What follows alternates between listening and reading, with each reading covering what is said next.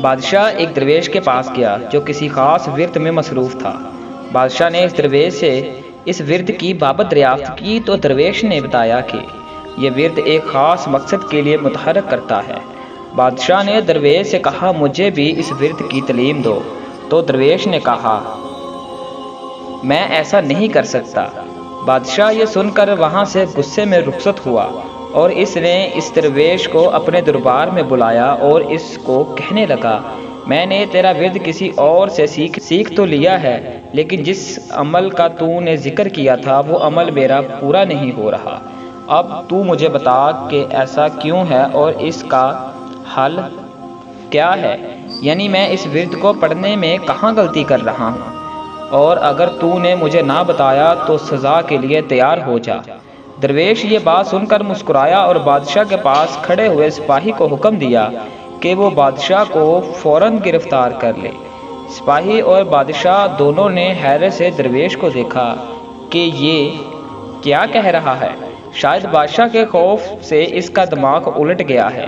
درویش نے ایک مرتبہ پھر انتہائی سخت لہجے میں سپاہی کو حکم دیا کہ وہ بادشاہ کو گرفتار کر لے، مگر سپاہی اپنی جگہ سے ایک انچ بھی نہ ہلا۔ بادشاہ کی حیرت اب شدید غصے میں بدل چکی تھی۔ بادشاہ نے جلال کے عالم میں اسی سپاہی کو حکم دیا کہ اس گستاخ کو فوری گرفتار کر لیا جائے۔ یہ سن کر شاہی دربار میں موجود تمام سپاہیوں نے اپنے نیزوں اور تلواروں کا رخ درویش کی طرف کر لیا اور اسے چاروں طرف سے گھیرے میں لے لیا۔ درویش یہ دیکھ کر مسکرایا اور بولا سن بادشاہ، جو میں نے ان سپاہیوں کو کہا اور جو تو نے ان کو کہا وہ ایک ہی حکم تھا، الفاظ اور لہجہ سب ایک تھا، لیکن میری بات سن کر یہ ایک سپاہی بھی خاموش رہا، جبکہ تو نے صرف ایک سپاہی کو حکم دیا تھا، لیکن تیرا حکم سن کر دربار میں موجود تمام سپاہی فوراً حرکت میں آ گئے اور مجھے آن گرفتار کر لیا۔ پس فرق حکم کا نہیں ہے بلکہ تیری اور میری حیثیت کا ہے۔ یہی سبب ہے تیرے ورد پڑھنے سے کبھی عمل ظہور پذیر نہیں ہوگا، کیونکہ روحانی دنیا میں تیری حیثیت صفر ہے۔ سوال یہ نہیں ہے کہ قرآن میں شفا ہے یا نہیں ہے، سوال یہ ہے کہ پڑھنے والا کس کردار کا مالک ہے اور خدا سے کس قدر قربت رکھتا ہے۔ اعمال اس کی نیت اور ایمان کا ہے۔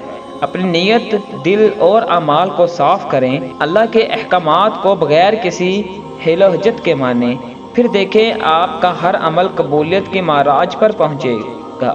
اللہ تعالی ہمیں نیک اعمال کرنے کی توفیق عطا فرمائے، آمین۔